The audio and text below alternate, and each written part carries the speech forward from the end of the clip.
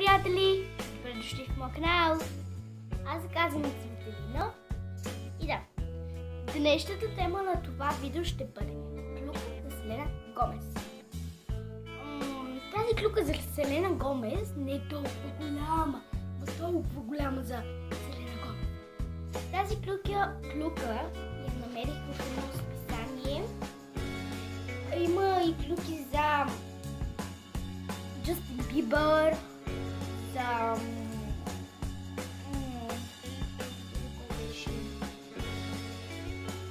Ариана Грандес и за Ред, такива клюци. Има и за няколко такива артисти. И може би не само за Селена Гомес ще има, а и за Ариана Гранде, Джастин Бибър и така. Ето я, Селена Гомес. Това просто не го забелязвате. Не знам защо просто дадено като не е клюка. Ето е Селена Гомес. Сега почваме да четем. Между другото, това нещо, сега, което ще ви прочита, става дума за миналата година. Не се чувствам, защото се оказва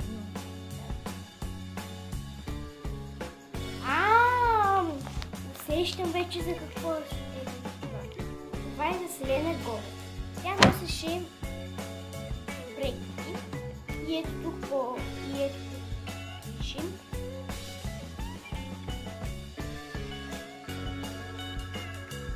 Ама няма ли да просто да ви го прочита? Не е интересно. Селена Гомес, сега ще чета. Само правим си ятичка. Почвам да чета. 70 милиона последователи. Просто ето така ще стана. Почвам. 70 милиона последователи. Селена Гомес. Селена Гомес в първия уикенд на юни 23-годишната певица и актриса стана най-популярната личност в социалната мрежа Instagram. Изпреварвайки своята добра приятелка и колежка Тайлър Суифт, Селена вече има над 84 милиона последователи, които реагират с възторг на всяка публикувана от нея снимка. Тайната на този изненадващ за мнозина успех Селена се не прекалява с селфитата и публикациите. Певицата Ариана Гранде и моделът Кендъл Дженър имат много повече, но са доста по-назад от нея.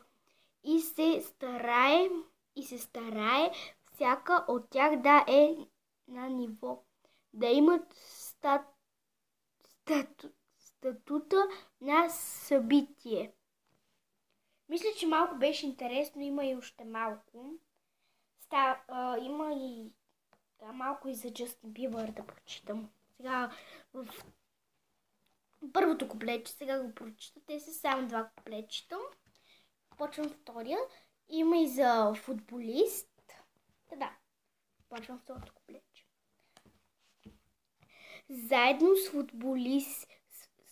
с футболиста Лионел Меси, Гомес е и звездата с най-много коментари и реакции под снимката на Instagram към момента. 5 най-харесаните публикации в социалната мрежа или нейни или на певеца Джастин Бибър, но са свързани отново с Селена. Лавио, това беше от мен. Надявам се видеото да ви е харесало. Ако е така, дайте тъмзът нагоре и се абонирайте. Чао!